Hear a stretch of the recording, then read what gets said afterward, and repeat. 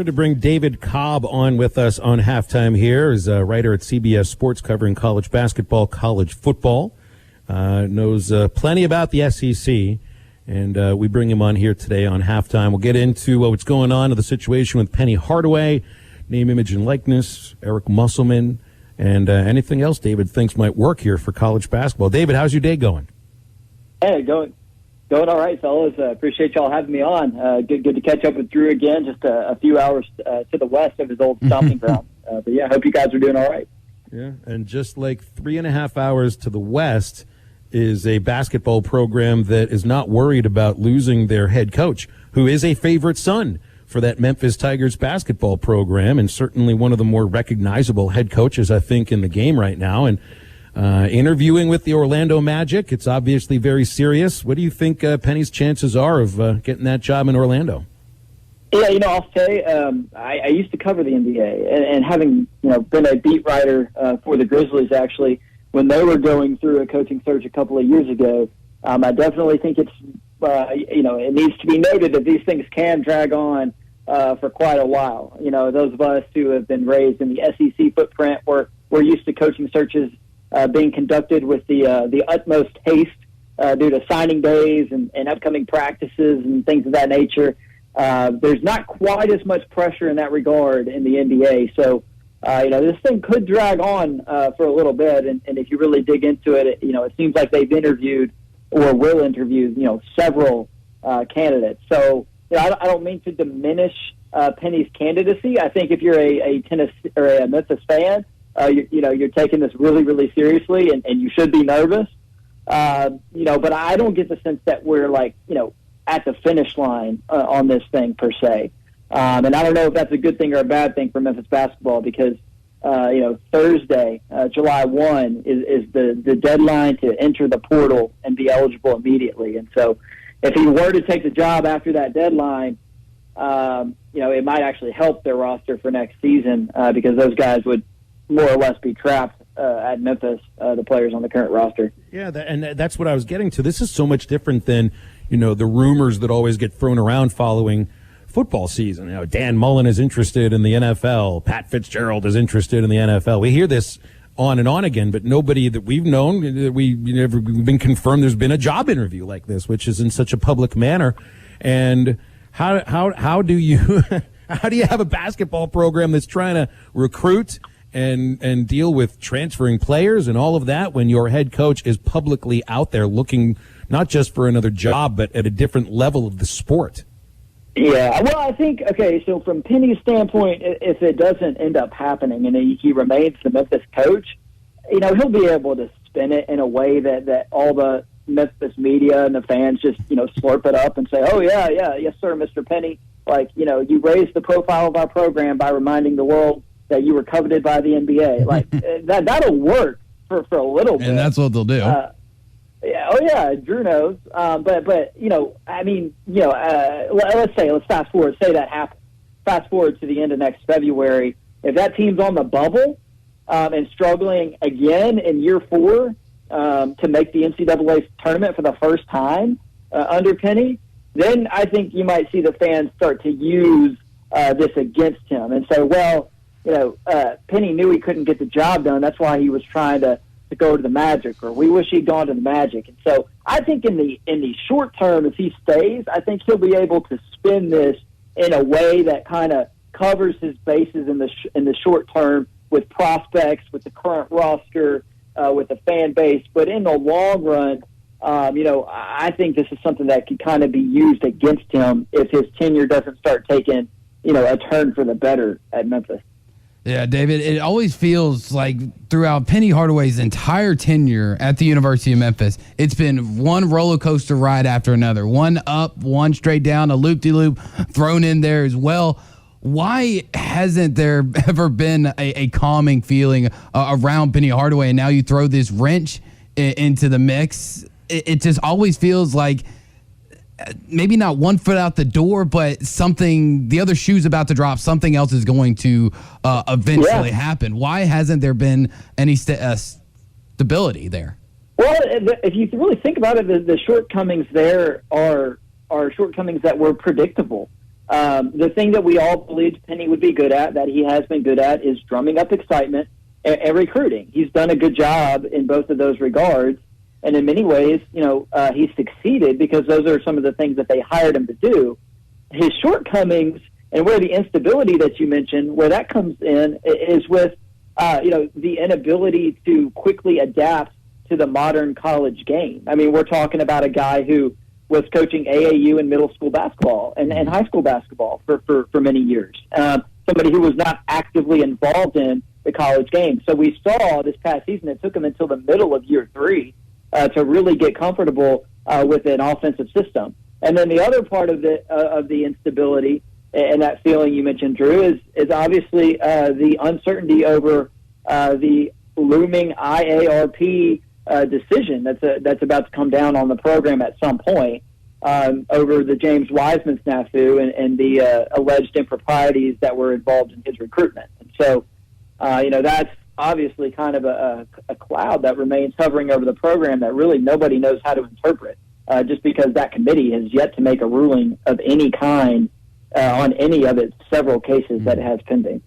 Now, Cobb, while I could obviously sit here and talk Memphis basketball and from the Memphis perspective of this situation with you all day, most people out here in ESPN Arkansas land kind of want to hear it from the SEC and Arkansas perspective. So for coaches like Eric Musselman, who has been killing it recruiting, you know how well he's done out of the transfer portal during his tenure here at Arkansas. How should they view the situation and the turmoil going on, not only just with Penny, but with the exits of Roy Williams, Coach K, and honestly, there's probably going to be a few more. Should Musselman and some other SEC coaches feel like sharks that can finally smell some blood in the water? Yeah, I mean, from a regional standpoint, an opportunity maybe to break into Memphis a little more with the instability around the Memphis program. No doubt, there's never a shortage of talent in Memphis. Obviously, though, his deal is the portal, and he's a magician of the portal. I wrote a story last year about his formula, and I kind of predicted the Sweet 16 appearance. Just a quick brag there, but no, I think it's an opportunity for them. To continue to kind of, just capitalize, like you said, that there is a changing guard right now in college basketball.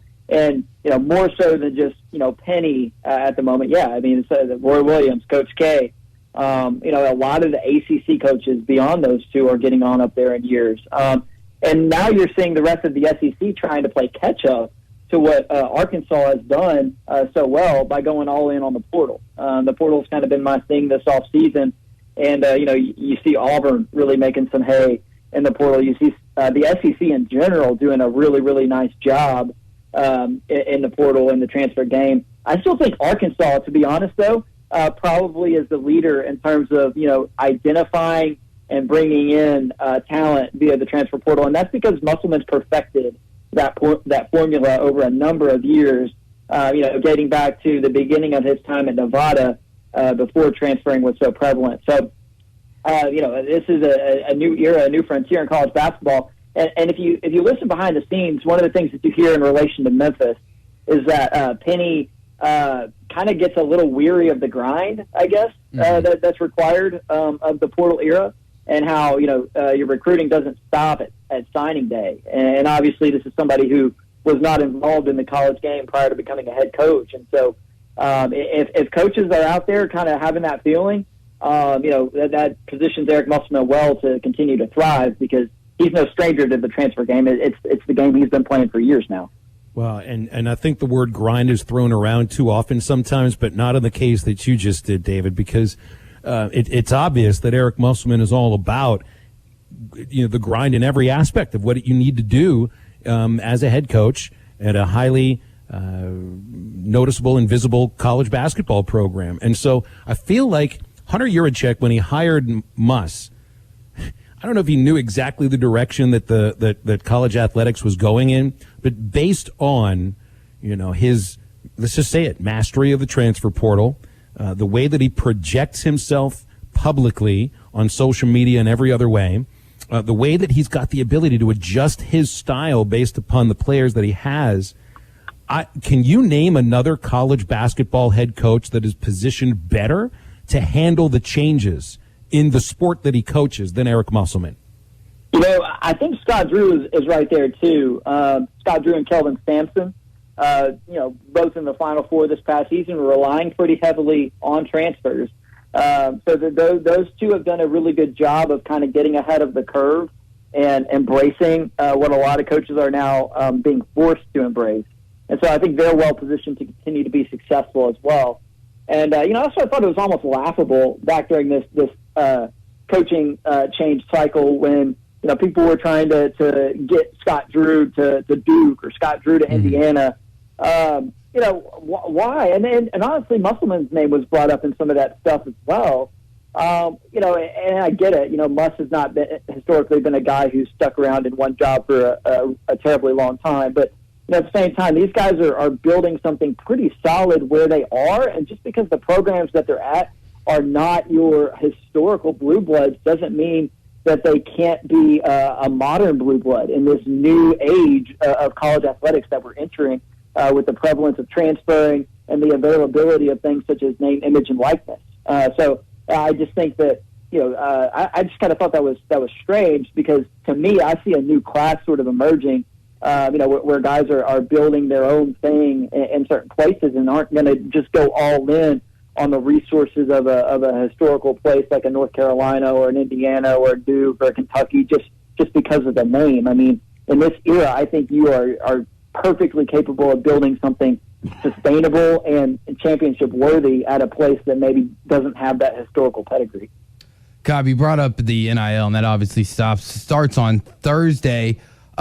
How long does it take for the money to get rolling in? I mean, does it start on Thursday? Guys start signing deals, start making some money off of social media, or is this going to take some time to build up and for guys to really explore and figure out how it works?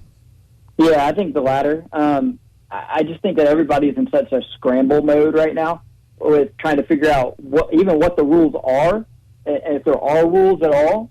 Who's governing the rules if they do exist? I mean, there's just still so many gray areas and uncertainties that I think it's going to take compliance departments a little while to give guys the green light on some of these things they want to do, just because the universities are going to be tripping all over themselves to try to figure out what's permissible and what's not, because this is so unfamiliar, so uncharted, and the NCAA is so terribly positioned to oversee any of it. And so it's going to be a mix. I mean, obviously we saw like yesterday the Wisconsin quarterback, Graham Mertz, he's releasing his brand and teasing whatever it is he's going to do, but I guess some of the things that you'll definitely see right out of the gate are, guys being able to sign autographs for money, guys being able to promote some products on their social media, things like that. But it's a new frontier, and it's going to take a long time to really figure out, how it works. And then not only the standpoint of the athletes, but if you're a business, you have to kind of evaluate the potential reward of partnering with a college athlete here. I mean, this is something that has not been done before. So, if you're a product or something you're trying to promote, you've kind of got to go through, your channels to figure out, hey, what would this person's stamp of approval on our product mean to us? And so I think there will be a lot of companies and businesses that are slow to wade into those waters. But as they do, I think there will be plenty of opportunities out there for athletes. David, we got to run. Appreciate your time and your thoughts on this. We'd definitely love to visit again once we come closer to college basketball season. Appreciate it. Yeah, absolutely. Thanks, guys. Thanks, David. You got it. That's David Cobb from CBS Sports on college basketball. An idea here. How does this sound? Kevin Kopps wants you to vote for halftime for your favorite ESPN Arkansas program. Name, image, and likeness can get you to vote for your favorite show on this very station. I guess I have to ask Kevin whether or not it would be okay to say that officially on this show. So give us a couple of days for name, image, and likeness to happen, and we'll get right to it. We got till Thursday till it goes in effect anyways. Might as well vote before we get his approval anyway at 877-377-6963. Get off my lawn to wrap up the show right after this.